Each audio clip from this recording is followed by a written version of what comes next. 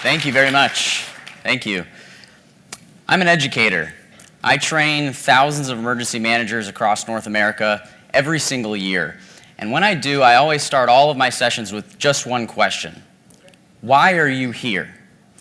And I think when you look at the theme of this conference and we look at the journey of emergency management, whether you look at it as a cycle or you look at it as a progression, you look at the change of a community or a society from an unresilient, unsustainable, unstructured environment through our help to become structured, to become resilient, and to become that society that we know that they can be.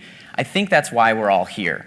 When we look at this, I'm going to engage in a conversation to use sales and marketing techniques, stay with me, to communicate how we can articulate our ideas and move that process forward over time. And I start with one quote here. By the time you hear the thunder, it's too late to build the ark. When I ask that one question and I ask you why you're here, I think at your heart, in your soul, you know that that's true. We're here to build the ark. We're here to make a difference, and we're here to prepare our communities for whatever lies ahead, whatever they need to hear from us. And when you look at that, I'm going to use this curve behind me to kind of show the progression of things and how people adopt technology over time, as well as ideas over time as well. So I'm a tech nerd. A lot of folks have been through my presentations and they know that. They know that I'm the social media guy or I'm the drone guy or whatever it is. And technology, when you look at it right, flows through a community, flows through a society in a certain way. And there's different names that we can apply to this, but there's also different ways that we can apply it to how ideas progress through society as well. So I'm going to give this curve a chronology here. From the left to the right, we have those that adopt technology most readily on the left, and those that adopt technology much more slowly on the right. Now, when you look at this, the innovators are all the way on the left. They're the ones that waited in line for the iPad before it came out. They had a smartwatch way before it was cool. You recognize these people. They're a small portion of the population, though. They're your super nerds. Okay? The next portion of the population are called early adopters. And the difference between early adopters and the innovators is the innovators don't care necessarily that the tech that they adopt may be a paperweight in the next 6 months, 2 years, 5 years, or whatever. They don't care about that. They need it to be a part of who they are. The early adopters do care, and they're the communicators. They're the educators of our societies, and they're the ones that will influence your ideas forward and influence the early and late majority to adopt technology next. The early majority and the late majority, as their name suggests, are the largest group of population that we deal with. This is what we call widespread adoption once it diffuses to this point. But they tend to be a little bit more skeptical. Maybe they want a little bit more bandwagon thinking, or they want their friends or their family to adopt the technology first, right? There's many different reasons why people might be in this middle category.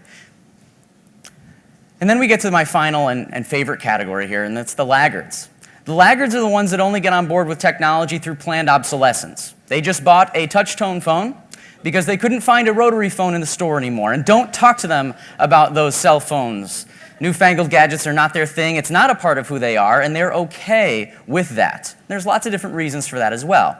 Now, when you look at this curve, you may find yourself, oh, you know what? For me, I'm usually an early adopter, and I know that. But depending on the technology, depending on your time in your life, depending on your socioeconomic status, you can be at various stages in this curve. So this is how we adopt technology over time, right? What I'm here to talk to you about today, though, is how ideas adopt over time as well. And we can use the same curve to articulate that. So I talked about the innovators and the early adopters and the majority and the laggards and going through time. We see this with cell phones. We see this with computers. We see it with all the technology around us. It could be drones. It could be whatever it is. Technology moves this way. But when you look at it, too, think about how that works for ideas. I was watching a movie a little while back called Inception, a favorite of mine. Who's seen that? It's a good one, right? In Inception, Leonardo DiCaprio's character says, an idea is like a parasite. It's contagious and it's resilient. And when you think about that, when you think about how technology adopts over time, but now thinking through the same curve, if I can go back here, and thinking about how ideas adopt over time, we have an entirely different conversation and an entirely different way to go about emergency management and communicating our ideas, selling preparedness, right? So let's give an example. If you were to need to evacuate a community, right? When you look at your innovators, who are they? Those are your preppers. Do I have to worry about my preppers? No. They got a kit, they have a plan, they know what they're going to do, they're ready. I'm not worried about them, right? When I teach around the country, I ask a question then, so where should we focus our efforts? And I invariably get two answers. The first is we should focus on the laggards. That's wrong. They're not going to come on board just because you say that they should. They're going to wait. They're going to spend their time, and they're going to waste your time, your energy, your resources as a result. The next answer that I get is, well, we should focus on the early and late majority, right? It's the utilitarian answer of emergency management, and that's wrong as well. We should instead focus on the early adopters. We should watch those people, enable them, empower them to change, and create that action in our communities so that way they can motivate the early majority, motivate the late majority. Turn your idea into a parasite. Let it morph. Let it evolve. Let it grow. Let it change your community and do good things. Trust the people, empower them, and let them do that for you. If you do that, then you understand this curve. You can identify those people, enable them to make those purposeful changes.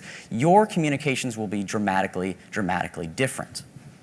This applies to resilience. This applies to change management. This applies to engaging your communities day in and day out, every single time that you communicate with a colleague, every single time that you communicate with your society, and every time that you're trying to communicate an idea, whether that be a favorable one or one that's a little bit less so.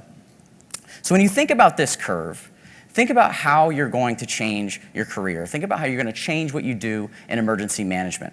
Find those early adopters, the champions that are going to take that idea, make it their own, and empower your society. I guarantee that if you do that, it will change what you're doing in society. It'll change you as an emergency manager. And think about this next time you buy a cell phone, but think about it too the next time you try to sell an idea. Thank you very much.